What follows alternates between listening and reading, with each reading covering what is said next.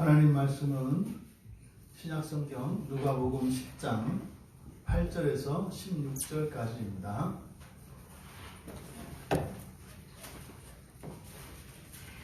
누가복음 10장 8절에서 6절 신약성경 109쪽에 있습니다. 우리 같이 한 목소리로 함께 읽겠습니다. 어느 동네에 들어가든지 너희를 영접하거든 너희 앞에 차려놓는 것을 먹고 거기 있는 병자들을 고치고 또 말하기를 하나님의 나라가 너희에게 가까이 왔다 하라. 어느 동네에 들어가든지 너희를 영접하지 아니하거든 그 거리로 나와서 말하되 너희 동네에서 우리 발에 묻은 먼지도 너희에게 떨어버리노라. 그러나 하나님의 나라가 가까이 온 줄을 알라 하라. 내가 너희에게 말하노니 그 날에 소돔이 그 동네보다 견디기 쉬우리라. 화 있을진저 고라시나 화 있을진저 벳세다야 너희에게 행한 모든 권능을 두로와 시돈에서 행하였더라면 그들이 벌써 베옷을 입고 제 앉아 회개하였으리라. 심판때에 두로와 시돈이 너희보다 견디기 쉬우리라. 가버나움아 내가 하늘에까지 일곱 가지겠느냐 동부에까지 낮아지리라. 너희 말을 듣는 자는 곧 내 말을 듣는 것이요 너희를 저버리는 자는 곧 나를 저버리는 것이요 나를 저버리는 자는 나 보내신 이를 저버리는 것이라 하시니라. 아멘.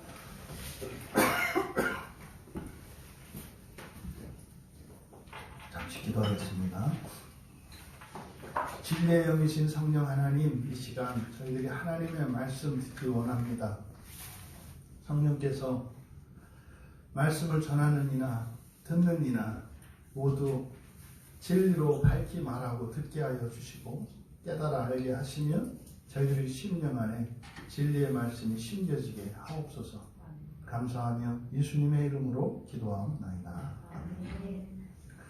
예, 거룩한 주일 예배에 참석하신 여러분 모두를 주님의 이름으로 환영하며 축복합니다. 또한 인터넷상으로 함께하고 계신 우리 지체들 환영하며 축복합니다. 부디 오늘 이 시간, 이 예배 시간에 하나님께서 예비하신 그 부요함 그리고 그 거룩함이 여러분 모두에게 임할 수 있기를 바랍니다. 설교의 제목을 선교 원리와 이해라고 정했습니다.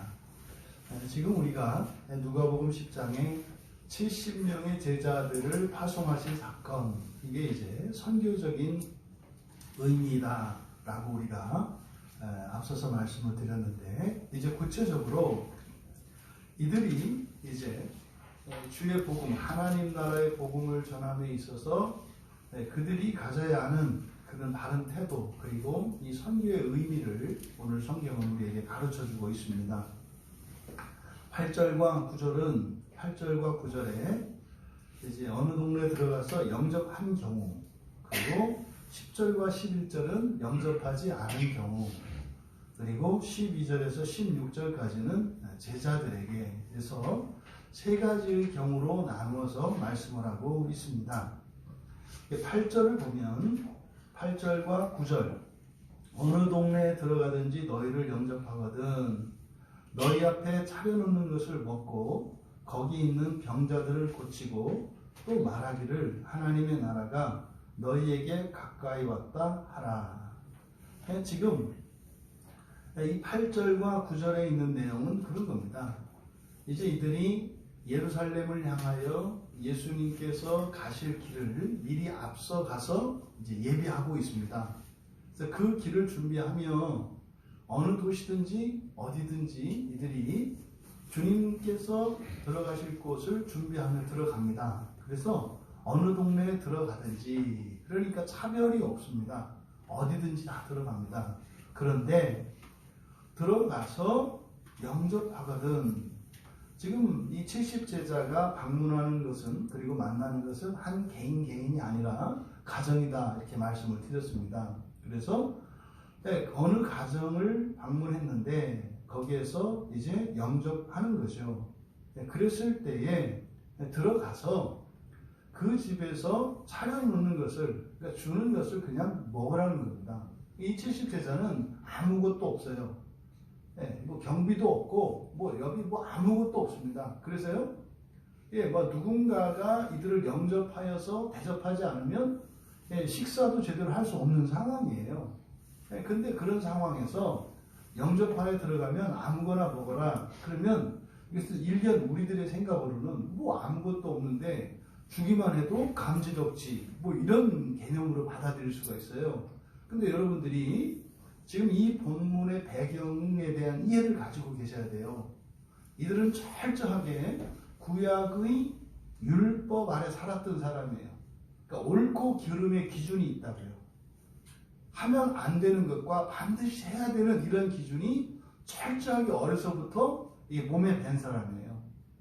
그래서 마치 여러분들이 배가 고프다 그래서 다른 사람에게서 빼앗아서 강도짓을 하거나 도둑질을 하면 안 되지 않습니까? 그러니까 우리는 절대로 해서 안 되는, 그러니까 배고프다고 해서 절대 해서 안 되는 것이 강도질, 도둑질 이런 거죠. 근데 이 유대인들에게 있어서 절대로 해서는 안 되는 것, 음식과 관련해서 절대로 해서 안 되는 것들이 많아요.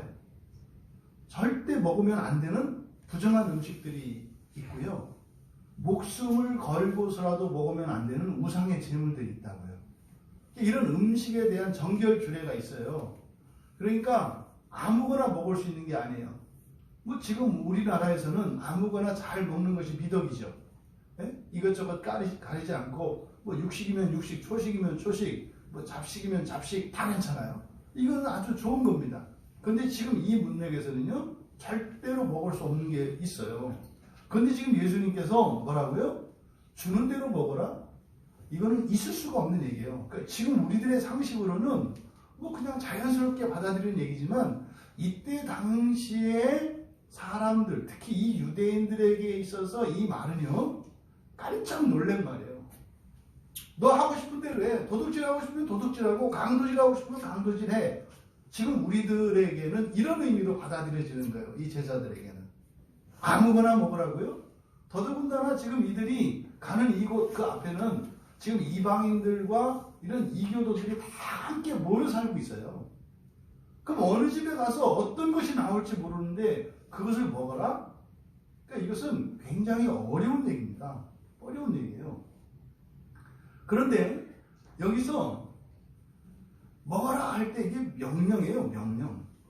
그러니까 어느 동네든지 들어가서 너희들을 영접하거든 그리고 차려주는 것은 가타부타 따지지 말고 무조건 먹어라. 명령이에요. 명령. 그러니까 차려주는 것에 대해서 이게 투정을 하거나 불평을 할 수가 없어요. 이 명령이에요. 주님의 명령. 그러니까 차려주거든 먹어라. 실제로 사도 바울도 고린도전서 10장 27절에 가면 이제 불신자들이 초대를 받고요. 초대를 받고 무엇인가를 내놓았을 때 묻지 말고 먹으라 그래요. 왜요? 대부분 그거는 옛날에 특히 이제 고기나 이런 것 같은 경우에는 우상의 제물들이 많거든요. 그러니까 그걸 물어보고 나면 어떻게 돼요? 야, 이거 우상의 제물이라네? 골치 아파지잖아요. 그러니까 묻지 말고 먹으라는 거죠. 그러니까 이것은 바로 예수님의 말씀에 기초해서 바울 사도가 선교 원리에 적용을 했던 거죠. 아이, 또 그랬더니 또 가서 술 먹으라 했다고 술 드시지 마시고. 네? 그건 언제요? 그 여러분들이 선교하러 갔는데 선교지에서 그렇게 내놓고도 드세요. 근데 이거 이 동네에서 사람 만났을 때 그래 나는 지금 선교의 마음으로 만나는 거야. 이러시면 안 돼. 네, 그거는 안 돼. 이렇게 악용하지 마시고 지금 선교의 상황에서 지금 말을 하는 거예요. 먹어라. 그런데요. 8절과 10절을 우리가 구분해야 되는데 우리말은 같이 들어가든지 이렇게 되어 있습니다만 8절은 현재형이고요. 그리고 10절은 부정과거형이에요. 시제를 달리하고 있습니다. 그러니까 지금 8절에 있는 이 영접하는 상황, 이것은 예외가 없어요. 그리고 항상 계속되어야 되는 거예요. 근데 10절에 있는 부정과거형, 이것은 이례적인 사건이에요. 단회적인 사건. 그래서 이제 그 차이가 있다는 것을 먼저 말씀을 드리고, 그래서 지금 어느 동네에 들어가든지 그들이 너희를 영접하거든. 이제 세 가지 명령을 주셨는데 첫째가 먹으라는 거예요. 차려놓는 대로, 주면 주는 대로 먹어라. 그러니까요, 이것은 이방인이든 유대인이든 또 신분이 높든 낮든 이러한 그 무엇에도 매이지 말라는 거죠. 그러니까 들어가는 집을요, 만약에 이 정결규례에 매이게 되면은, 이게 아무데나 들어갈 수 없어요. 또 지저분하고 이런 집 못 들어가요. 정결한 집만 골라서 가야 되고 유대인들만 골라가야 되고 이런단 말이죠. 그러니까 무엇이든지 먹어도 좋다, 그러니까 먹어라 라고 이렇게 말씀한 것은 뭡니까? 방문하는 데 있어서 재산이나 신분이나 종교나 문화나 관습이나 민족이나 차별을 두지 말라는 거예요. 그래서 그 걸림돌을 제거한 거죠. 그러니까 누구에게든지 이교도이든지 이단이든지 누구이든지 찾아가라는 거예요. 일단은 중요한 것은 영접하면 그쪽에서 대접하는 것을 받아라. 근데 이건 뭡니까? 선교의 중요한 자세예요. 그러니까 우리가 스리랑카에 가면, 스리랑카는 불교잖아요. 불교. 그래서 거기는 인사할 때 손을 모으고 이렇게 합장하는 식으로 인사한다고요. 그 기독교인들이 맨 처음에 갔을 때 인사 이렇게 하는 거에 대해서 굉장히 불편을 느껴요. 혹시 나는 기독교인인데 이렇게 하면 불교들이 아무 상관이 없어요. 그러니까 어떻게 하라? 그 나라의, 그 민족의, 그 가정의 문화나 예절이나 이런 풍습을 어떻게 해라? 맞춰줘라. 상관없어요. 이렇게 하든 저렇게 하든 상관이 없다. 그러니까 여러분들이 혹시 절에 가서 복음을 전할 경우가 있으면 딱 스님 만나면 어떻게 하는 거야? 이렇게 하고 나서 그리고 이제 하면 된다는 말이에요. 거기서 막 주 예수를 믿어라 이러지 말고 맞춰라. 물론 또 무당집 가가지고 막 이러지는 말고, 그러니까 어떻게 해라? 그러니까 복음을 전하는 자의 입장에서 상대방을 어떻게 해라? 최대한 인정하라. 괜찮다. 그러니까 이 진리 외에는 나머지는 괜찮다. 그리고 어차피 바뀔 거거든요. 이것이 먹으라는 첫 번째 명령 안에 담겨 있는 말씀입니다. 그러니까요, 선교하는 자의 이 마음가짐과 이런 태도는 굉장히 유연해도 좋습니다. 유연합니다. 거기다 대고 막 이렇게 경직돼가지고 말이죠. 이렇게 할 필요는 없다. 두 번째 명령. 그리고 가서 이제 먹었잖아요. 먹었으니까 어떻게 해야 돼요? 대접을 해야죠. 먹었으니까. 그래서 뭐 해라? 병자들을 고쳐라. 혹시 그 집에 아픈 사람이 있거든 고쳐라. 이게 두 번째 명령이에요. 근데 여러분들이 이미 알고 있겠습니다만 지금 신약 성경에서 병을 고친다라고 하는 이 단어가 두 개가 있어요. 그렇죠?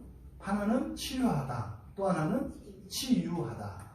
그러니까 치료하는 것은 이런 자연적이고 인간적인 돌봄에 의해서 고쳐지는 것을 포함하고, 치료하다는, 그러니까 의사가 고치는 것은 치료하는 거예요. 그런데 기도를 통해서 또 하나님께서 이적적으로 고치는 것은 치유하다예요. 근데 지금 여기에 사용한 단어는 바로 테라피에테, 그래서 치료하라는 거예요. 치료하라. 그러니까 여기서 예수님이 병을 고치는 권능을 가지고 고쳐라 이게 아니라 가서 어떻게 치료해라. 그럼 어떻게 해야 돼요? 안마해드리고요. 네? 그리고 여러분들이 잘 돌봐서 그것을 고치라는 거예요. 그러니까 지금 이 70명의 제자들에게 병을 고쳐라 할 때 이 고치는 것은 섬김을 이야기하는 겁니다. 갔는데 혹시 그 집에 정신적으로나 육체적으로나 이런저런 질병에 또 이렇게 허약해져 있는 사람이 있거든. 그 사람들을 돌보라는 거예요. 그러니까 앞에 9장에서 9장 3절에 보면 12 사도들에게 권능을 주셨잖아요. 그때는 치유하다예요. 그래서 그때는 이아오마이라는 말을 썼고 여기서는 테라피에테라는 말을 썼다고요. 그러니까 선교적으로 나아갔을 때 하는 것은 권능으로 역사에서 막 고치는 것이 아니라 사실은 뭐라는 거예요? 섬기라는 거예요. 아프고 힘든 사람들을 위로해주고 섬기라는 거예요. 그러면요, 우리들은 섬기고 하나님께서 하시겠다는 거죠. 근데 사도들은 달라요. 사도들은 직접 그 능력으로 고치는 겁니다. 그러니까 섬기는 거죠. 그러니까 이게 딱 맞는 것 같아요. 저에게 그런 권능이 없거든요. 제가 뭐 이렇게 병 고치고 이런 권능이 없어요, 저한테. 확실히 알아요, 저게 없는 거. 그런데 종종 그런 일이 일어나거든요. 근데 언제 일어나느냐? 그냥 마음을 쓰고요. 이렇게 섬길 때 그런 일이 일어나요. 그건 나하고 상관없는 거예요, 사실은. 내가 하는 것은 누구라도 다 할 수 있는 거예요. 그런데 누구라도 다 할 때 동일한 결과가 일어나지 않아요. 그냥 다리 한번 주물러 드리고 어깨 한번 안마해 드리고 기도 한번 해드리고 이렇게 했는데 거기서 놀랍게 고쳐지고 치료되는 일이 일어나요. 그러니까 이 선교적 파송을 받은 이들이 가져야 되는 것은 능력이나 권세가 아니라고 해요. 뭐요? 말씀에 순종하는 거예요. 그래서 들어가서 대접하거든 무엇이든지 가리지 말고 기쁘고 감사함으로 받아 먹고 그리고 가족들을 살피라는 거죠. 그래서 가족들 가운데 누군가가 아픈 사람이 있거든 그들을 섬기라는 거예요. 섬기라는 거예요. 이게 두 번째 명령입니다. 그리고 세 번째는 비로소 말하라는 거예요. 그리고 나서 말하는 거예요. 그때 가서 비로소 말해라. 이게 세 번째 명령이에요. 그때 말하는 게 뭡니까? 하나님 나라가 너에게 가까이 왔다. 이게 뭐예요? 하나님 나라 복음이죠. 그러니까 복음을 전하는 일이 언제예요? 맨 나중이에요. 맨 나중. 여러분 복음이 전파되는 원리입니다. 하나님 나라 복음은 감당할 수 없는 거예요. 이 세상에 있는 그 무엇보다 더 좋은 것이에요. 더 가치가 있는 것이에요. 근데 그것을 앞세우면 받아들이지가 않아요. 그게 와닿지가 않거든요. 그러니까 들어가서 먼저 신세를 져라. 그리고 신세를 갚아라. 네. 신세를 갚을 줄 아는 사람이라는 걸 보여주는 거잖아요. 그리고 나서 그 사이에 어떤 일이 일어나겠어요? 인간적인 교감이 일어나겠고 신뢰가 쌓이겠고 그때 비로소 하나님 나라가 가까이 왔다는 것을 전하라. 이것이 영접한 경우에 주님께서 행하라고 명하신 것입니다. 그리고 이제 10절, 11절을 보면 이제 너희들이 들어갔는데 영접하지 않거든. 근데 지금 그랬잖아요. 앞에 8절은 현재형으로 되어 있다고 그랬어요. 들어가는 것은 현재형. 그러니까요. 들어가는 일은 계속 일어나는 거예요. 계속 일어나는 거예요. 근데 지금 10절에 영접하지 않는 경우는 들어갔던지 이렇게 되어 있어요. 들어갔던지. 이게 부정과거형이라고 했지 않습니까? 부정과거형이라고 하는 것은요. 여러분들이 누군가로부터 이렇게 배척을 당하고 거절을 당하면 이게 자꾸 쌓입니다. 그럼 어떻게 돼요? 나중에는 두려움을 갖게 돼요. 한 번, 두 번 이렇게 거절을 당하다 보면은 나중에는 낙심하게 되고 이제 두려워하게 된다고요. 그래서 여기서는 들어갔든지 이걸 부정과거형으로 한 이유는 뭐겠어요? 뒤에 영접하지 않는 경우들에 대해서 쌓아두지 말라는 거예요. 쌓아두지 마라. 그러니까 복음을 전했는데 누군가가 그것을 받아들이지 않고 거부했어요. 그러니까 그것을 이렇게 기억 속에 남겨두지 마라. 그럼 어떻게 돼요? 위축돼요. 위축된다고요. 그래서 그것은 그냥 한 번만 일어나는 사건으로 생각하라는 거예요. 들어갔는데 영접하지 않은 경우 이것은 한 번 그냥 있었던 일로만 생각해라. 그때 일어났으면 잊어버리고 한 번 일어나는 사건으로만 생각을 해라. 하지만 영접했던 것은 어떻게 해라? 계속 기억해라. 그러니까 우리가 방문할 때 먼저요. 영접하지 않을 거야 라는 생각을 갖는 순간 이미 이게 벗어난 거예요. 근데요. 여러분들의 한번 경험을 생각을 해보세요. 될까 안 될까를 먼저 생각한다고요. 왜요? 안 된 기억이 있기 때문에. 안 된 기억이 있기 때문에. 그래서 안 된 기억은 생각하지 말고 정말 신기하게 받아들였던. 그러니까 제가 전도하다가 전도했던 그 과거의 경험들 속에서 잊혀지지 않는 사건들이 있어요. 그 중에 하나가 참 이제 신기했던 게 뭐냐면 옛날에 그 명예에 있는 명지대학교에서 이제 그 캠퍼스 전도를 하는데 그때 한쪽에서 이제 막 하는데 막 안 받아들여요, 이 청년이. 근데 그렇다고 해서 아주 거부하는 건 아닌데, 듣긴 들어. 근데 막 하는데, 있잖아요? 이게 아주 아닌 것도 아닌데, 막 이렇게 고집 부리고 있는 것 같은. 그래서 막 전하는데, 막 튕겨 나와. 그렇다고 또, 아이, 관둬요. 막 이러지는 또 않아. 그래서 말을 할 수는 있는데, 받아들이진 않아요. 막 그래서 힘겨루기를 하는데, 그래서 이제 막 설득하고 이제 막 얘기를, 사정사정 하는 거죠. 영업사원처럼. 막 그러고 있는데, 저쪽에서 있던 어떤 청년이 와요. 근데, 좀 저한테 좀 얘기해 주시면 안 돼요? 근데 그때 그 장면이 그렇게 인상적이었어요. 그러니까, 지금 생각해보면 그 전도하던 그 청년이 되게 힘들었던 것 같아. 그냥 아직 어떻게 해서든지 그냥 막 그냥 쑤셔 넣으려고 막 하는데, 안 돼. 안 돼. 그런데 옆에서 와가지고, 아저씨, 저한테 그 얘기 좀 해주실래요? 그게 그때 되게 아주 좋기도 좋았고, 근데 그렇게 기억에 남아요. 그래서, 안 하니까 이 친구한테 얘기했더니, 뭐 그냥 막 용접을 하는 거죠. 여러분, 그런 좋은 기억들을 가지셔야 돼요. 전도하는 데 있어서는. 근데, 이 물바가지 뒤집어 썼던 이런 사건들, 이런 거 이제 생각하면 벌써 이제 잰단 말이에요. 시간 재고, 때 따지고, 뭐 따지고, 막 이렇게 이제 한다고. 또 뭐 신원조회 해가지고, 이거는 뭐, 그러지 마라. 이것이 지금, 8절에 영접하는 경우와 10절에 영접하지 않는 경우에 이 동사의 시제를 현재형과 부정과거 시제형을 통해서 우리에게 가르쳐 주는 거죠. 근데 이것이 이제 우리들이 경험적으로, 이게 이제 알게 돼요. 왜 현재형이라고 했는지, 왜 부정과거형으로 하셨는지 이제 알겠는 거죠. 근데 이게 말로만 봐서는 이게 그 차이를 크게 알아차리기가 어려운데, 경험을 해보면, 이게 그런 의도구나. 라는 것을 우리가 알 수 있어요. 그래서 여러분들이 복음을 전하는 일에 있어서 어떻게 해라? 두려워하지 마라. 안 될 거 생각하지 마라. 안 되는 것은 어쩌다 한 번이고 되는 것은 항상이다. 물론 현실은 반대예요. 물론 현실은 받아들이는 사람들이 드물고 대부분 안 받아들인다고요. 근데 전하는 자의 입장은 어떻게 해라? 어쩌다 한 번 안 받아들이는 거고 무조건 받아들인다.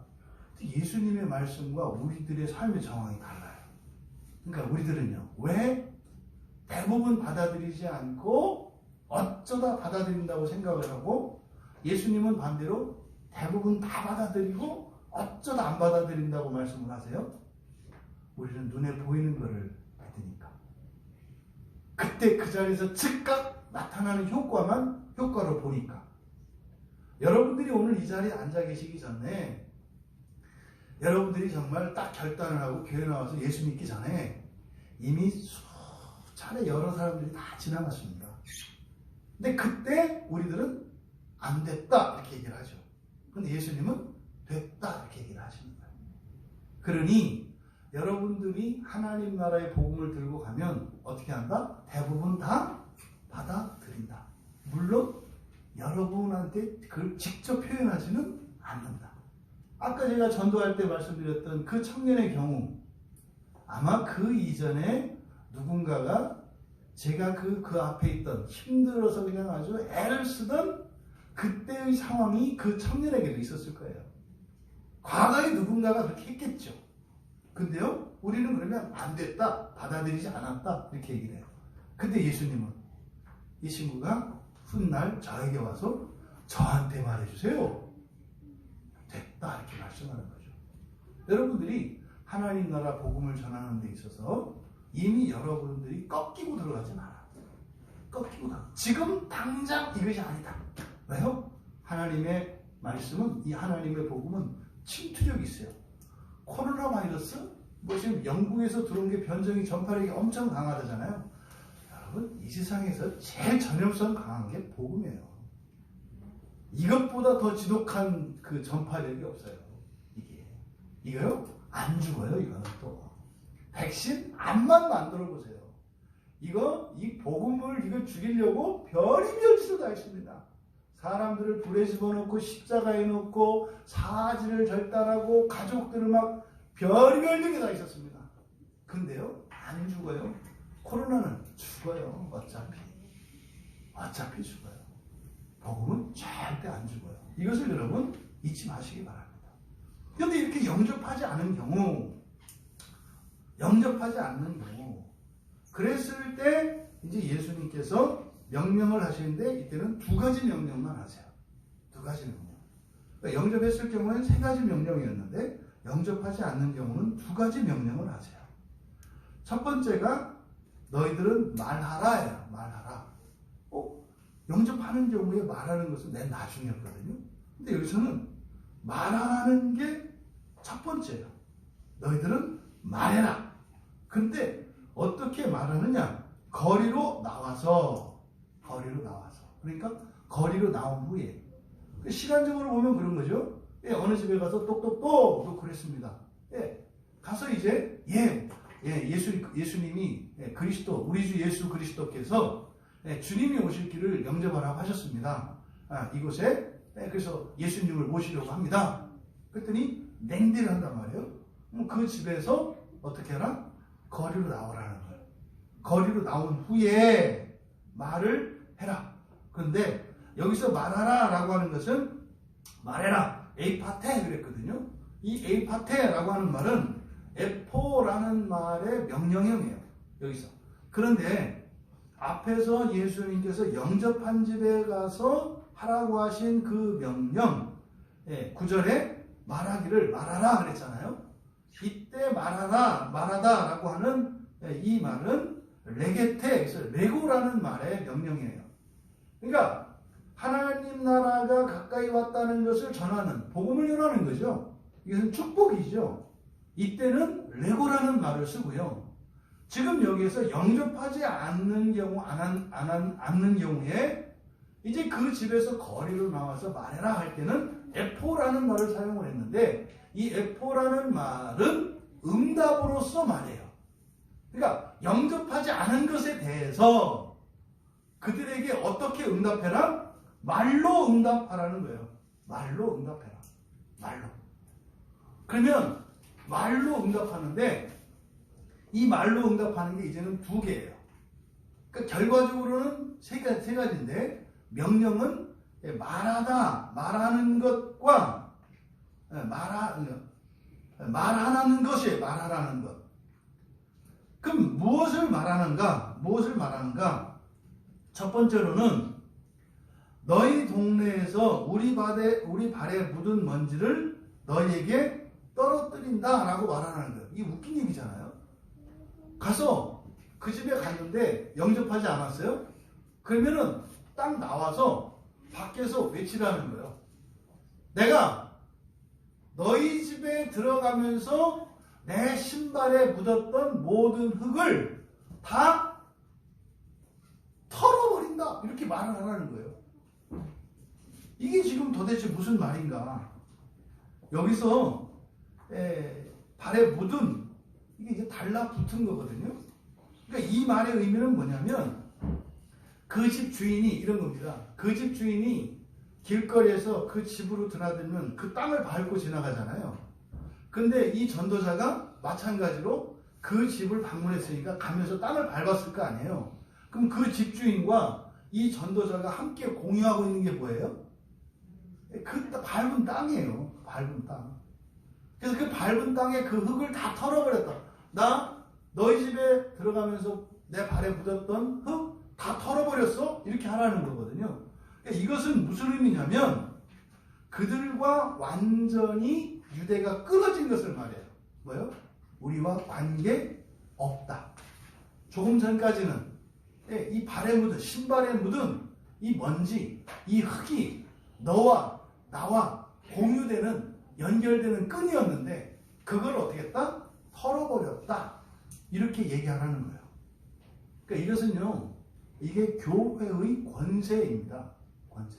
이게 교회 안에서 치리가 있죠. 치리에서 가장 강력한 치리가 뭐냐면 파문이에요. 파문. 끊어버리는 거예요. 출교시키는 거거든요. 출교시키는 거. 그 전에 강력한 또 교회의 치리 권세가 뭐냐면 수찬 정죄예요. 성찬에 참여하지 못하는 거예요. 성찬에 참여하지 못하게 하는 것은 교회와 끊어진 것은 아니지만 일시적으로 절단된 상태예요. 지체가 절단된 상태. 그러니까 한쪽 팔이 끊어지는 거. 이게 성찬 금지예요. 그러면요, 성찬이 다시 계속되지 않으면 불구로 살아가는 것과 같은 거예요. 그래서 성찬에 참여하는 것과 참여하지 않는 것은 어마어마한 차이가 있어요. 이제 완전히 다 쫓아내는 것은 이제 출교하는 거죠. 그런 겁니다. 그러니까 지금 이 교회의 권세는 끊어버릴 권세가 있어요. 그래서 옛날에 이 천하의 막강한 군대를 호령하는 황제들이 교회를 함부로 할 수 없었던 거예요. 왜요? 교회에 끊어버리는 권세가 있어요. 그러니까 뭣도 모르고 교회를 박해하잖아요. 이게 뭔지 모르고 하는 상황이에요. 왜요? 그냥 이 세상 사는 게 다인 줄 알고, 이게 다인 줄 알고, 심판이 없는 줄 알고, 그냥 인생 살다가 죽으면 끝인 줄 알고, 이게 뭔지 모르니까 그러는 거죠. 그러니까 끊어버리는 권세가 있어요, 교회에는. 그래서 첫 번째로 이 발에 묻은 먼지를 너에게 떨어버렸다 라고 말하는 것은 뭐예요? 바로 단죄를 말하는 거예요. 단죄를. 이게 무서운 겁니다. 그리고 두 번째로 또 말해야 될 것이 무엇이냐면 하나님 나라가 가까이 온 것을 알아라. 이것도 이제 명령형으로 되어 있어요. 하나님 나라가 가까이 왔다는 것을 알아라. 이거는 뭐겠습니까? 이렇게 설명하는 게 아니라 뭐냐면 명령이에요. 명령. 명심해라. 이건 뭐겠습니까? 사실은 경고죠. 이건 경고예요. 앞에서 똑같이 하나님 나라가 가까이 왔다는 것을 전하는 것은 내용은 똑같아요. 영접한 집이나 영접하지 않은 집이나 전하는 것은 똑같이 전해요. 하나님 나라가 가까이 왔다는 것을 똑같이 전해요. 그런데 영접한 집에는 그것이 뭐예요? 축복으로, 복음으로 전파돼요. 그런데 영접하지 않은 집에는 경고로 전파가 돼요. 그래서 하나님 나라가 가까이 온 것을 알라, 알라, 명령형으로 되어 있어요. 그러니까 이것은 교회의 책무에 관한 것입니다. 교회의 권세는 끊어버리고 잊고 하는 권세가 있어요. 근데 교회의 책무가 있어요. 교회의 책무는 하나님 나라의 복음을 전하는 겁니다. 그러니까 영접하지 않았는데도 복음을 전해요. 그것은 왜 그럴까요? 첫 번째로 이것은 마지막 심판 때에 변명할 수 없도록 하기 위한 것이에요. 난 하나님 나라가 있는지 몰랐다. 나 그런 걸 들은 적이 없다. 이렇게 변명할 수 없도록 전하는 거예요. 그러니까요, 어떤 이들에게는 이 하나님 나라의 복음이 들려지는 것이 복음이 되지만 또 축복이 되지만 어떤 이들에게는 그게 저주가 돼요. 그래서 이 하나님 나라 복음의 양면성입니다.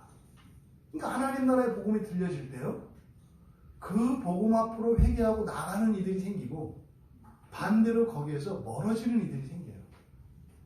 그러니까 하나님 나라의 복음은 구원하기 위한 것인데 그 구원의 복음이 선포되어지는 자리에서 전혀 상반되는 일이 동시에 일어난다.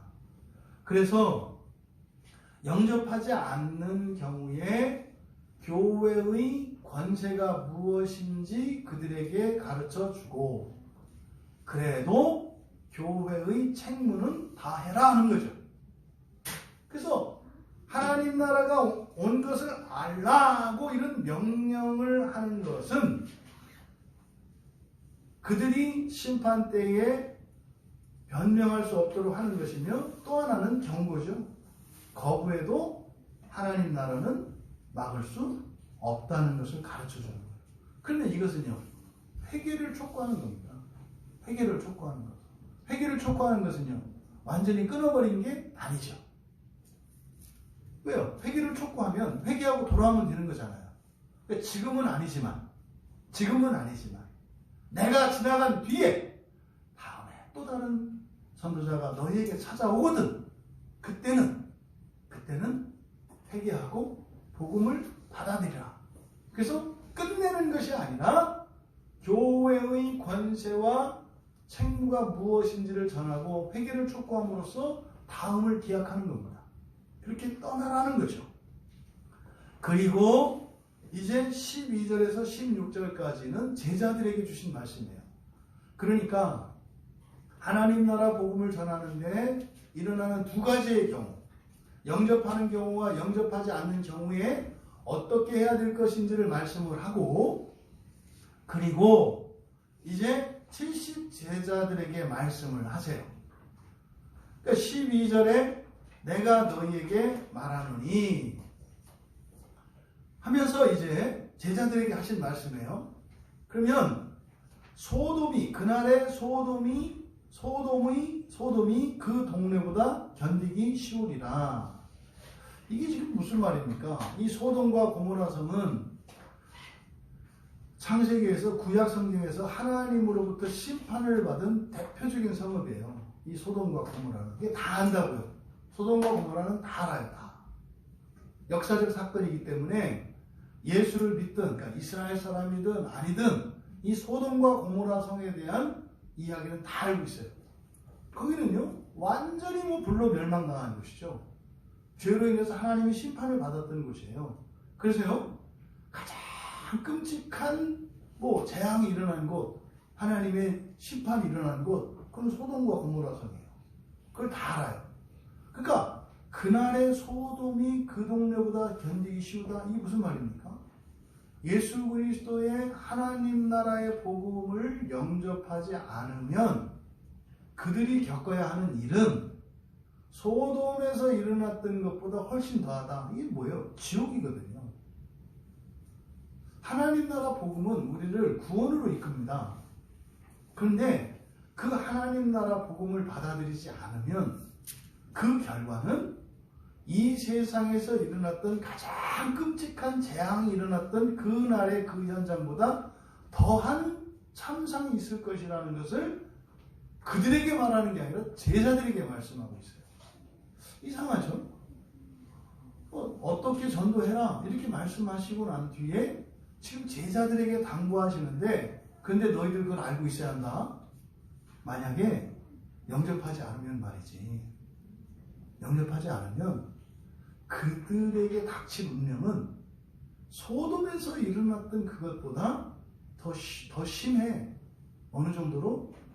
소돔성에서 일어났던 그 끔찍한 그 재앙이 아주 쉬운 것 같은 정도로 일어나는 거야. 이 지옥이 얼마나 무서운 것인가를 말씀하신 거예요. 그리고 나서 13절에 화 있을진저 고라시나, 이게 지금 우리말 성경의 치명적인 오류예요. 오류. 화 있을진저. 그러니까 우리말은 속 시원해요. 이게 그래서 기독교인들이 자꾸 거칠게 하는 이유 중에 하나가 이거예요. 화 있을진저. 그러니까요, 예수 안 믿었다고 저주해요. 잘못 믿었다고 저주해요. 왜요? 영접하지 않으면 그렇게 하라고 했으니까. 거기다 어떻게 해요? 화를 선언했잖아요. 화 있을진저 이단이여! 이렇게 하라는 거죠. 이게 지금 다분히 우리 정서를 나타내는 말이에요. 우리나라 한국 사람들이 가지고 있는 이 정서 중에 굉장히 약점이 있어요. 약점이 뭐냐면 흑백 논리예요. 까맣든지 하얗든지야. 너 내 편하든지 제 편하든지 둘 중에 하나야. 그럼 네 편도 내 편도 안 하고 그냥 있으면 안 되나? 안 돼. 내 편하든 제 편하든 둘 중에 하나서 나는 둘 편 안 할 건데, 그런 거 없어. 무조건 해. 이게 지금 우리나라 사람들이 가지고 있는 정서예요. 그러니까요, 착하든지 나쁘든지 이런 식이야. 효자든지 불효자든지 이렇게 봐가지고 하여튼 51점만 돼도 넌 효자. 그러면 어마어마하게 인정을 받아요. 근데 49점이면 이거는 이제 내놓는 거지. 너는 불효자. 너는 안 돼. 이 기준에 있어서. 그러니까 우리의 정서가 굉장히 단순해요. 그러니까요, 대부분 감정을 물어보면 여러분이 가지신 감정은 두 개밖에 없어요. 좋고 싫고. 그래가지고 이렇게 음식을 딱 주고 어때요? 맛있어. 어때요? 맛없어. 어떻게 그거밖에 없냐고. 나 어때? 예뻐. 나 어때? 미워. 아니, 좀 우아할 수도 있고 뭐 이렇게 여러 가지 나타낼 수 있는. 그러니까 지금 우리나라 사람들이 이 감정이 제거가 됐어요. 이렇게 감정이 거세가 돼서 없어요. 이게 딱 이 컴퓨터에 맞아. 그래서 우리나라 IT 강국인가? 왜냐면 컴퓨터가 0하고 1밖에 없거든요. 0, 1, 0이 둘 중에 하나거든. 이게 흑백논리. 그러니까 우리나라 사람들이 가지고 있는 치명적인 약점이에요. 그래서요, 또 우리 편이면 모든 게 오케이가 아니에요. 네? 우리 편이면 뭐 똥싸도 이쁘고, 똥도 참 오늘 색깔이 이쁘고 어떻게 색깔이 그러냐. 저쪽에서는 금을 갖다 놔도 생기게 재수없게 생겼다. 이런 말도 안 되는 이중논리. 그러니까 여러분들 남 얘기하는 거 아닙니다. 아시죠? 여러분 집에서 여러분 자녀들에 대한 태도와 길거리에 있는 청소년들에 대한 태도를 여러분 보시라고. 뭐 집에서 자기 애들이 할 때는 뭐든지 오케이고 바깥에 요즘 것들은 이렇게 되죠. 요즘 것들은 아니, 자기 자식은 요즘 거 아니 이건 내 자식. 이건 내 자식이고 저건 요즘 것들. 요즘 것들은 다 천하의 말종이고 내 거는 천하의 보배고. 이런 이중적인 잣대가 우리나라 사람들에게 유난히 강해요. 유난히. 그래서 이 한계를 여러분 그리스도인들은 넘어서셔야 돼요. 너와 나, 우리와 너희 이런 경계, 한계, 엄격하게 경계 짓고 있는 한계를 넘어서셔야 된다고. 왜 이 얘기를 하냐면 여기서 화 있을진저, 그러니까 우리 정서에 딱 맞는 표현이에요. 복음을 전했어. 안 믿었어. 그래, 너 한번 두고 보자. 화 있을진저. 세상에 우리 하나님이 그런 하나님이십니까? 우리는 그럼 어떻게 됐겠어요? 여기서 지금 화 있을진저라고 지금 우리말 성경에 번역되어 있는 이게 우하이라는 말이거든요. 우하이. 우하이는요, 우리말로 하면 원래 오호 통제라 이런 뜻이에요. 오호 통제라. 그러니까 여기서 화 있을진저 이게 아니고 조금 이것을 조금 부드럽게 화로다. 어찌하면 좋을꼬. 화 있을진저가 이런 말이에요. 그러니까 영접하지 않은 사람들에게 일어날 일은 소돔에서 일어났던 그 불과 유황불이 떨어졌던 소돔에서 일어났던 일은요 무시무시한 일이에요. 하늘에서요 유황과 불이 떨어졌다고 하거든요. 그때. 근데 그게 아무것도 아니래요. 그것을 보고 너 그래도 싸. 너 예수 안 믿었으니까 그래도 싸. 이게 지금 화 있을진저라고 하는 저주선언이죠. 근데 성경은 그렇게 써 있는 것이 아니라 오호 통제라. 어찌하면 좋을꼬. 어찌하면 좋을꼬. 오호 통제라. 이거는 슬픔을 나타내는 거예요. 슬픔을. 그래서 어떻게 화 있을진저. 어찌하면 좋을꼬. 어찌하면 좋을꼬. 고라시나. 어찌하면 좋을꼬. 벳세다야. 어찌하면 좋을꼬. 여기서 고라신과 벳세다는 영접하지 않는 자들에 대한 은유죠. 그럼 여기서 이 고라신은 어딘지 잘 몰라요. 여기 평행 본문인 마태복음 11장 21절과 이곳에서만 딱 두 번 사용되는 말이거든요. 그러니까 정확하게 어딘지는 몰라요. 하지만 뭐 상관이 없죠. 여기서 고라신과 벳세다라고 하는 곳은 단지 뭐예요? 영접하지 않은 것을 상징적으로 나타내는 거예요. 다만 벳세다는 성경에서 등장을 해요. 벳세다는 예수님의 12사도 가운데 빌립과 안드레와 베드로의 고향이에요. 이 벳세다가. 그런데 거기가 어찌하면 좋을꼬. 근데 이 벳세다라고 하는 것은 제자들의 고향이고, 그리고 뒤에 있는 설명을 보면 13절에 모든 권능을 두로와 시돈에서 행했더라면, 그러니까 너희에게 행한 모든 권능이니까 이 고라신과 벳세다가 상징하는 말은 뭐예요? 하나님의 권능이 나타난 곳이에요. 하나님의 권능이 나타났는데 복음을 받아들이지 않은 경우를 고라신과 벳세다라고 하는 거죠. 그러니까 하나님의 권능이 나타났는데도 불구하고 뭐였다? 돌이키지 않았다. 왜? 바로 두 두로와 시돈에서 이런 일이 있었다면 회개했을 거다. 두로와 시돈이라는 것은 유명한 이방 땅이에요. 우상들이 유난히 우상의 중심지예요. 그러니까 우상을 섬기는 우상의 중심지에서도 만약에 너희들에게 나타난 하나님의 권능이 나타났다면 그들이 우상에서 돌아서서 예수께로 돌아왔을 거다 이 말이에요. 그런데요, 안 일어나는 거예요. 여러분이 착각하시면 안 돼요. 이 설교를 들으실 때 여러분이 70제자고 앞으로 또 여러분들이 만났던 사람들이 지금 고라신과 베세다라고 생각하시면 안 되는 거예요. 제가 70제자고 여러분들이 고라신과 베세다예요. 이거 바꿔 생각하시면 안 돼요. 물론 여러분들이 교회 밖으로 나가셔서는 여러분들이 70제자가 되죠. 근데 교회 안에 들어오시면은요, 제가 70제자고 여러분들이 고라신과 베세다예요. 여러분 인생 안에 하나님이 행하신 그런 권능이 그 정도 일어났으면 그 유명한 해민 스님도 광야교에 나왔을 거라고 얘기를 하는 거예요. 여러분 인생 안에 경험되었던 하나님의 일들을, 우리나라 최고 뛰어난 무당의 인생에 그런 일이 일어났다면 그 사람도 무당지 때려치우고요, 회개하고 기독교인이 됐을 거라고 말하는 거예요. 그럴까요? 어떻게 목사가 성도들에게 화로다 이렇게 하겠어요? 마음 아픈 거죠. 여러분 너무 마음이 아파요. 여러분이 지금까지 사시는 동안 하나님께서 여러분에게 하셨던 일들을 다른 누군가가 했다면 여러분 같지 않을 거예요. 여러분 같지 않을 거예요. 절대로. 요 얘기가 지금 여기서 하는 말씀이에요. 현재 여러분들이 하나님과 맺고 있는 관계와 여러분들의 신앙의 상태가 어떠십니까? 고라신과 벳세다다 이렇게 얘기를 하는 거예요. 이건 사실은요, 지금 제자들에게 하신 말씀이라니까요. 너희들이 전도하면서 받아들이지 않은 사람이 있겠지, 그게 너희들의 모습이야. 너희들의 모습이야.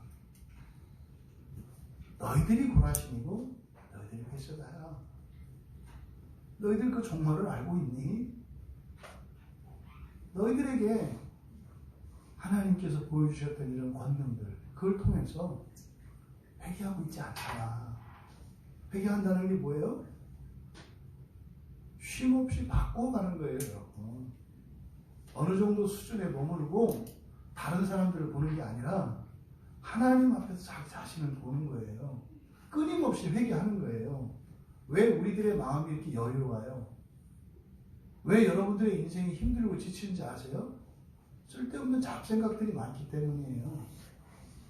여러분들이 어떠한 운명에 지금 처해 있는지를 모르기 때문에 굉장히 낭만적으로 사는 거예요. 지루하다고요? 뭐가 없다고요? 여러분 뜻대로 안 된다고요? 고라신과 벳세다야.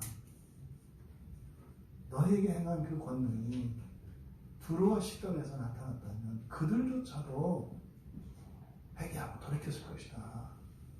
날마다 새로워지는 인생을 하나님을 향하여 그렇게 살아갔을 거다. 이렇게 말씀을 하신 거죠. 여러분, 정말 심판 때에 두로와 시돈이 너희보다 견디기 쉬울 것이다. 두로와 시돈이 뭐라고요? 우상들이요. 우상을 섬기는. 여러분이 회개하지 않고 살아가시면 성경 얘기가 그렇다는 거예요. 무당보다 여러분들이 더 힘들 거라고 얘기하는 거예요. 착각하시면 안 돼요. 나는 예수를 믿었으니까 예수를 믿지 않는 사람보다 나을 것이다. 아니요. 여러분, 성형수술을 하는 사람이 쉽겠어요? 안 하는 사람이 쉽겠어요? 안 하는 사람이 쉽잖아요. 그냥 살면 되잖아요. 근데요, 여러분들이 한번 수술을 받아보세요. 얼마나 힘든지. 수술을 받으면요 굉장히 힘들어요. 근데 목적한 바가 있기 때문이죠. 그렇잖아요. 더 예뻐질 수 있고 더 아름다워질 수 있잖아요. 근데 난 죽으면 죽었지. 난 그거 못해. 뭐 그렇게 살아도 되고 이렇게 살아도 돼요. 그런데요 수술을 받아보면 훨씬 힘들죠. 그러니까요 구원을 받았다는 의미가 편하다 이런 의미가 아니에요. 근데 지금 여기서 우리에게 예수님께서 주시는 말씀이 뭡니까? 하나님이 구원하시기로 작정하셨대요. 여러분 다 하나님이 선택한 분들이거든요. 여러분을 고치시기로 작정하셨대요. 근데 그 고치는 과정은요 불신자들이 하나님의 형벌을 받는 것보다 결코 쉽지 않다고 얘기하는 거예요. 왜 그리스도인들이 이렇게 방만한 삶을 살아요? 불신자들이 겪어야 되는 영원한 유황불의 불못보다 신자가 되었기 때문에 내가 회개하지 않고 사는 것은 최소한 그 사람들보다는 조금 편하고 나을 거라는 생각을 갖고 있잖아요. 근데 예수님은 반대로 말씀하세요. 야, 그렇게 알고 있다면 잘못 알고 있는 거야. 여러분 도망도 못 가요. 왜? 한번 믿으면 믿는 게 취소가 안 돼. 그러니까 머리 쓰지 마세요. 그 뭐 회개하는 일이 어렵냐? 어렵지 않아요. 여러분이 안 하려고만 안 하면 돼요. 회개 안 하려고만 안 하면 회개는 되는 거예요. 왜? 하나님께 되게 하시니까. 왜 회개를 못해요? 안 하려고 결단했기 때문이에요. 안 하려고 결단하는 게 뭐예요? 나는 이대로 살리라. 이게 안 하려고 결단하는 거예요. 여러분 지금 이 말씀을 여러분들이 그동안 오해하고 있었다면 이 말씀이 여러분의 심령 안에 울림이 되기를 바라요. 예수를 믿었으니까 더 똑바로 살아야 되겠구나. 지금 예수님께서 이 70 제자들에게 말씀하신 거예요. 가버나움아, 이때는요 앞에 있는 고라신 베세다는 영접하지 않는 경우잖아요. 근데 여기서 가버나움아 그랬어요. 근데 가버나움은 뭐라고 그랬냐면 내가 하늘까지 높아지겠느냐 음부에까지 나아지리라. 이때 가버나움은 그러니까 어떤 경우입니까? 높은 경우죠. 딱 그리스도이네요. 예수를 믿고 구원받았다는 거죠. 예수를 믿었으니까 대충 살면, 대충 뭉개고 살면, 그냥 이렇게 살다가 죽으면 그냥 높아질 거라고 생각을 하는 거죠. 영적인 교만이죠. 이게 지금 가버나움이에요. 그런데 뭐라고 말씀하세요, 예수님은? 여기서 음부가 어딥니까? 지옥이죠. 네가 지금 천국 간다고? 예수를 믿었으니까 천국 간다고? 근데 예수를 믿고 그 나라, 그 하늘나라를 향하여 네가 가기를 원하지도 않고 가려고 하지도 않고 갈 수 있도록 하나님께 도움을 청하지도 않아. 그런데 네가 그 나라에 갈 수 있다고? 하늘까지 높아지겠느냐? 아니, 지옥에 떨어질 거야. 근데 거기는 말이지, 불신자들이, 무당들이 겪어야 되는 것보다 훨씬 더 어려워. 다른 점은 뭡니까? 그들은 영원히 멸망하는 거고, 신자들은요 훨씬 더 어려움을 겪을 거예요. 그런데 반드시 부활하죠. 영원하진 않아요. 시간이 제한되어 있어요. 반드시 부활해요. 근데 그때까지는 상상할 수 없는 고통과 고난이 있을 것이라고 말씀하시는 거예요.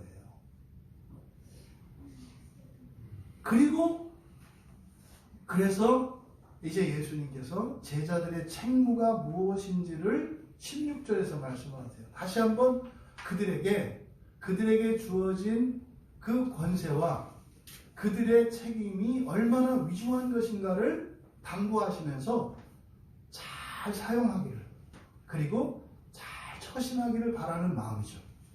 너희 말을 듣는 자는 곧 내 말을 듣는 것이요, 너희를 저버리는 자는 곧 나를 저버리는 것이요, 나를 저버리는 자는 나 보내신 이를 저버리는 것이다. 무슨 말입니까? 너희에게 그들의 목숨이 달렸어, 이런 뜻이죠. 너희들에게 그들의 구원이 달려있어. 그러니까 너희들에게 권세가 있는데 어떤 권세예요? 신적 권세예요. 왜? 그들을 영접하면 주님을 영접하는 것이고 주님을 영접하는 것은 하나님을 영접하는 것이니까 제자들 곧 하나님이라는 뜻이죠. 그러니까 너희들을 영접하기만 하면 그 사람은 복 받는 거야. 하나님 나라를 받는 거야. 그런데요, 뒤집으면 어떻게 됩니까? 만약에 누군가가 너희를 영접하지 않으면 그는 영원한 멸망 가운데 있는 거야. 여러분, 여러분들이 곧 하나님을 대리하는 대리자들이라는 사실을 기억하시기 바랍니다. 그러니까 저에게도 마찬가지예요. 설교자들의 그 고민과 두려움이 그거예요. 설교를 준비하고 설교를 할 때 이 교인들에게 이렇게 전해져야 돼요. 영접하면 거기서 하나님의 이런 치료의 역사와 치유의 역사와 하나님의 복이, 하나님 나라가 전파가 들어가요. 여러분 속으로. 근데 여러분들이 영접하지 않으면 여기 있는 얘기예요. 항상 여러분들이 복음을 전하는 자의 입장에 있고 듣는 자의 입장에 있다는 사실을 잊으시면 안 돼요. 저는요, 설교를 준비하고 성경을 펼 때 저는 듣는 자의 입장이죠. 그리고 성경이 이제 70제자의 입장이죠. 그러니까 여기서 제가 그 말씀을 영접하지 못하면 오호라, 통제라 이렇게 되는 거예요. 저 자신이. 그러면 이제 그것을 들고 나와서 여러분들에게 전할 때 이제는 여러분에게 그게 전해져야죠. 그럼 저는 어떻게 했어요? 설교했으니까 끝인가요? 아니죠. 본단 말이에요. 이렇게 영접하는지 안 하는지 이렇게 본다고요. 영접을 안 해요. 그러면 화로다 이러고 나오면 돼요. 그러니까 자꾸 설교를 끄는 거예요. 안 들어가니까. 물론 안 해도 돼요. 안 해도 된다고 하셨잖아요. 영접하지 않거든 어떻게 하셔? 나오라고 하셨잖아요. 영접하지 않거든 나와. 너 책임 아니니까 나와. 그리고 거기다가 분명히 말을 해. 너하고 관계없다라고. 그리고 이야기해. 네가 영접하지 않아도 하나님 나라 반드시 올 것이다. 심판이 올 것이라는 걸 얘기하는 거예요. 그러면 설교자는 설교하고 끝하면 돼요. 괜찮다고 그러시잖아요, 예수님이. 그런데 끝에 당부하신 말씀은 뭐예요? 일단 책임을 강제로 지으지는 않으셨어요. 70제자들에게. 받아들이거든 해라. 근데 받아들이지 않아도 하나님 나라 복음을 전해라. 그런데 그 결과를 너희들 알고 있어라. 뭐겠어요?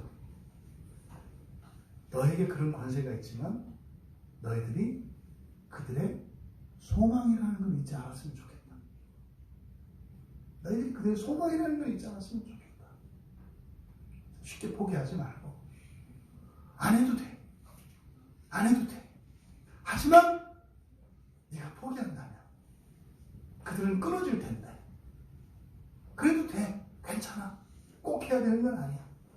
그런데 너희가 소망인데 너희들과 그들이 끊어지면 그 뒤에 일어나는 일은 너무나 처참해. 주께서 이렇게 당부하신 거죠. 여러분, 하나님 말씀의 권세를 인정하고 영접하십시오. 하나님 나라가 가까이 왔습니다. 하나님 나라가 가까이 왔습니다. 그 하나님 나라가 가까이 왔다고 하는 이것이 축복인 동시에 저주인 것을 여러분들이 잊지 마셔야 돼요. 여러분들이 예수를 믿었고 또 오늘 예배에 나와서 여러분들이 설교를 들으시면 하나님 나라가 왔다는 예수님께서 말씀하셨던 그 하나님 나라의 복음을 오늘 다시 또 들으셨잖아요. 그러면 지금 이전까지는 그것을 전심으로 영접하지 않았다면, 그래서 오히려 그것이 나에게 슬픔이 되고 화가 될 수 있는 것이었다면, 이제로 여러분들이 돌이켜서 그 하나님 나라가 참으로 이미 여러분의 삶의 자리에 와 있다고 하는 그 사실을 통해서 하나님 나라를 위해서 살겠다고 하는 이런 결단이 일어나기를 바랍니다. 그래서 정말 이 하나님 나라가 가까이 왔습니다 라고 하는 이 말씀이 여러분에게 경고의 말씀이 아니라 축복의 말씀이 되길 바랍니다. 또 여러분들이 이제는 70제자의 입장에서 이제 여러분의 가정에서, 여러분의 일터에서, 여러분이 사시는 동네에서, 그럼 여러분들이 거기에서는 이제 70제자의 입장이 돼요. 그러면 그 70제자의 입장이 되어서 여러분들이 기억하셔야 할 일은 권세가 있다는 것과 함께 권세보다 책무가 더 우선한다는 것을 기억하셔야 돼요. 권세보다 책무가 더 우선한다. 여러분들이 끊어낼 권세가 있어요. 여러분들이 누구를 정말로 영원한 지옥에 떨어뜨리고 싶으시면 전도하지 마시고 그냥 내비쳐 두세요. 그럴 권세가 있어요, 여러분에게. 그거에 대해서 뭐라고 안 하신다고요? 너 왜 전도 안 했어? 이렇게 안 하신다니까요. 하지만 책무는 있어요. 책임은. 뭐예요? 하나님 나라가 왔다는 사실은 전해야 돼요. 받아들이든 받아들이지 않든. 그래서 여러분이 전도하고 뭐 이런 거 아니에요? 그냥 하나님 나라가 이 세상에 왔다네. 하나님 나라가 있다네. 이거예요. 뭐 예수를 믿어라 이런 게 아니에요, 여러분. 예수를 믿는 건 하나님 믿어주셔야, 믿음을 주셔야 믿는 거예요. 믿어지는 게 아니에요. 믿어야 될 건 뭐예요? 하나님 나라가 있다는 거예요. 하나님 나라가 있다는 거. 이 세상 나라는 하나님 나라가 있다는 거. 이거는 책임이라고요. 그러니까 이 얘기는 누구한테나 할 수 있잖아요. 예수 믿으세요는 함부로 못 할 수 있어요. 근데요, 하나님 나라가 왔다네. 어디? 나도 잘 모르겠는데 하나님 나라가 왔대. 근데 이 세상이 완전히 하나님 나라로 바뀌는 날이 온다네. 그럼 그 하나님 나라 어떻게 가는데? 예수를 믿어야 된다네. 예수 믿으면 되는 거야? 계속 믿어야 된다네. 계속 믿는 게 뭔데? 교회 다니는 거야? 아니. 이 세상의 부귀영화가 아니라 하나님 나라의 삶을 위해서 날마다 우리의 마음을 바꾸고, 감정을 바꾸고, 시간 쓰는 걸 바꾸고, 돈 쓰는 걸 바꾸고, 힘 쓰는 걸 바꾸는 거라네. 선택은 본인이 하게 돼요. 이것은 책무라고, 책무. 하지만 여러분, 바로 끊어버리는 권세. 관계없다. 너는 나와 관계없다. 끊어버리는 권세가 여러분에게 있어요. 안 하셔도 된다고요. 하지만 주님께서 우리에게 바라시는 것은 권세가 너희들에게 있긴 하지만 그것보다는 그 책임을 더 우선시하기를 바란다는 거죠. 왜요? 그들의 딱한 처지, 그들의 비참한 처지, 애통해하지 않을 수 없는 그 비참한 처지. 저들이 하나님 나라 복음을 받아들이지 않고 영접하지 않으면 소돔과 고모라에 유황과 불이 쏟아져서 그 압이 유한이 되었던 그것보다 더 끔찍한 미래가 저들에게 있을 것인데 그것으로 마음 아파하는 거죠. 그러니까 권세도 있고 책무도 있는데 무엇을 우선해라? 책무를 우선했으면 좋겠다라는 바람이에요. 해라가 아니에요. 전도 안 하면 여러분들에게 화가 있을 것입니다. 이렇게 얘기하지 않아요. 안 하셔도 된다고 안 한다. 근데 저들이 처해 있는 저들의 운명을 우리가 마음 아파하지 않을 수 있는가? 이 선교의 원리와 이해, 여러분 영접하지 않는 집에서 여러분들이 떠날 권세가 있어요. 여러분들 영접하지 않는 사람을 버릴 권세가 있다고 여러분들. 하지만 여러분들이 해야 되는 거 있어요. 그게 뭔지는 알려줘야 돼요. 그게 뭡니까? 하나님 나라가 이 땅에 왔다는 것이에요. 여러분, 하나님이 나를 버리지 않은 것처럼, 주님이 나를 버리지 않으신 것처럼, 내가 때로는 불신앙 가운데 있고 하나님을 떠나기도 하고 회개하지 않고 오히려 하나님 나라를 버리고 다시 이 세상으로 마음을 뺏기고 하는 일들이 계속 내 안에 있었지만 지금까지 하나님을 버리지 않으시고 나를 이끌어 주신 것처럼 여러분도 주님의 마음으로 그렇게 이 세상을 구원하는 또 그 구원을 누리시는